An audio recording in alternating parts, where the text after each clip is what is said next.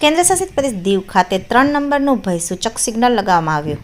હવામાન વિભાગની આગાહીના પગલે ઘોઘલા વણાકબારા જેટી પર સિગ્નલ નંબર 3 લગાવાયું. હવામાનની આગાહીને લઈને દીવના દરિયામાં કરંટ તથા દરિયામાં ભરતી અને હવા ફૂંકાશે. માછીમારોને દરિયો નહીં ખેડવા સૂચન. તેથી માછીમારોને સાવચેત રહે તેને લઈને 3 નંબરનું સિગ્નલ લગાવાયું.